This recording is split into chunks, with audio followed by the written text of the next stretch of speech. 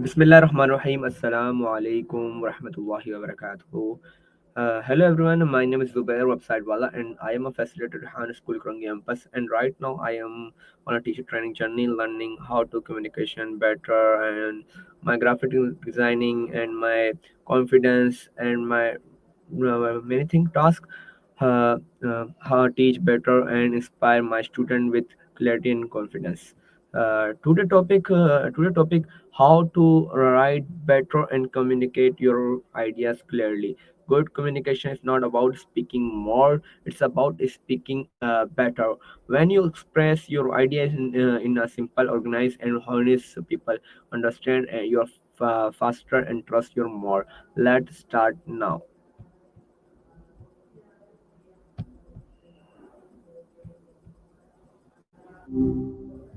Hey, hopefully you're not already regretting giving a website microphone permissions. I'm Maya, by the way.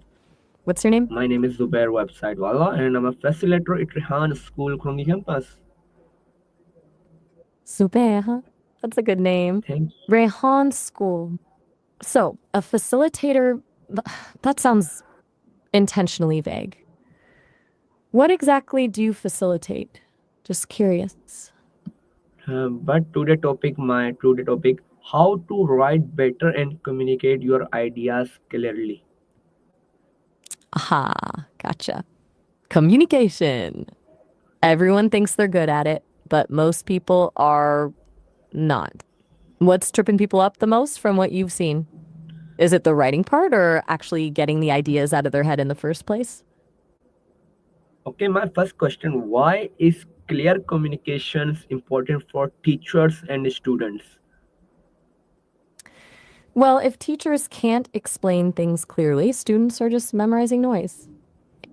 And if students can't articulate what they're thinking, how are they supposed to actually learn? It's a two-way street, right? Fuzzy communication, a fuzzy understanding. Pretty simple, honestly. What do you think? Do you find that's the biggest hurdle at Rayhan? Rehan School is big school, confidence school. Confidence school. Interesting. So it sounds like building that self assurance is a big part of what you guys do. Does that extend to helping students find their voice, or is it more about boosting what they already have? Okay, my second question: what's make writing simple yet powerful? Simplicity is deceptive, isn't it? It feels easy, but getting there is hard work. Powerful writing isn't about big words or complicated sentences, it's about precision, cutting the fluff. If you can say something in 10 words instead of 20, you should. People skim, they don't read. What do you tell your students about that? Okay, good. My next question: why do people struggle to express their ideas clearly? Oh, where to start? Honestly, I think a lot of it is fear. Fear of sounding stupid, fear of being misunderstood, fear of, well, just being seen, period. Plus, most people haven't actually spent much time thinking about how they think. They have thoughts, sure, but they haven't broken them down. It's messy up there. Do you see that with your students a lot? That hesitancy to just put it out there? Okay, good. My You next still question. there? Okay, my next question. What role does daily writing play in improving clarity? Daily writing is like a mental push up routine. The more you do it, the stronger your communication muscles get. It's not about writing a novel every day, it's about consistent practice. It's free writing, journaling, even just summarizing articles. Forces you to organize your thoughts. Do you encourage that at Rayhan? Okay, good. My next question. How can listening make someone a better communicator? Ah, now we're talking. Listening is the most underrated skill. People are too busy formulating their response while the other person is still talking. Real listening, active listening, is about genuinely trying to understand the other person's perspective. It's about asking clarifying questions, not jumping to conclusions. It informs what you say and how you say it. Make sense? Okay, that's good. You're right. My next question: how can throttling make communication more energizing? Strolling. Do you mean storytelling? If so, absolutely. Stories make everything more engaging. Facts tell, stories sell, or in your case, teach. People connect with narratives, they remember them. It makes information feel less like a lecture and more like, well, a story. What kind of stories do you find resonate best with your students? Okay, you are good. My next question: how does confidence affect communication?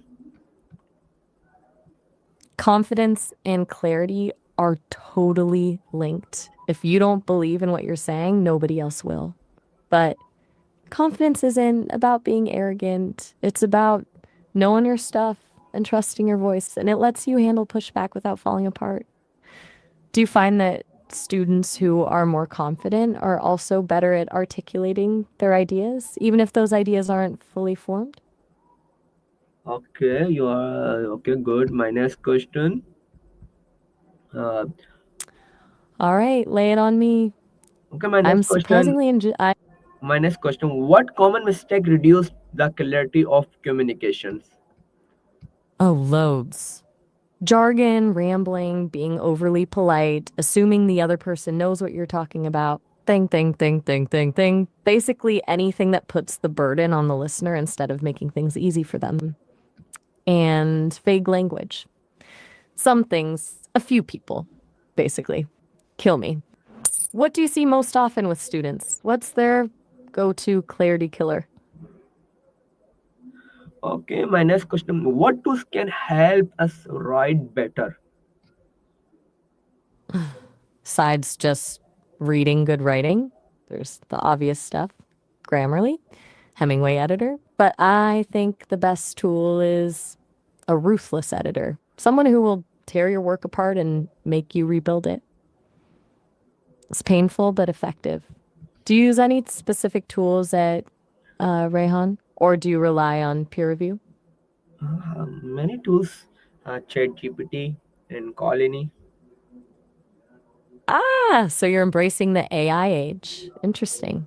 I've heard of those. This colony's new, isn't it? Do you find those tools actually help students develop their own writing skills, or do they just end up polishing what the lazy AI generates?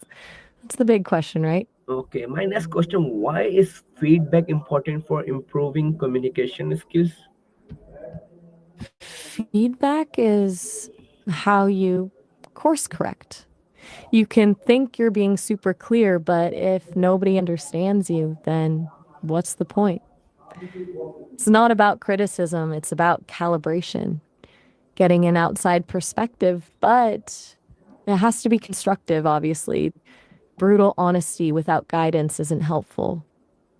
What kind of feedback methods work best with your students? Okay, my next question: how can body language support clear communication? Body language is huge. It's like the subtext of everything you say. Eye contact, posture, gestures. They all send signals. If your body language doesn't match your words, people will distrust you. It's primal. Do you work with students on their nonverbal communication skills, Earl? It's often overlooked. Okay, Still with me? good. Everything okay My on your last end? question.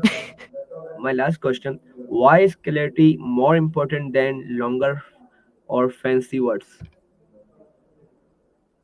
Because nobody has time. Seriously, people are bombarded with information.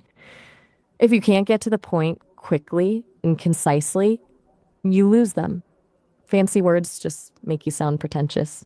Clarity is about respect, respecting the other person's time and intelligence. It's about making sure your message actually lands.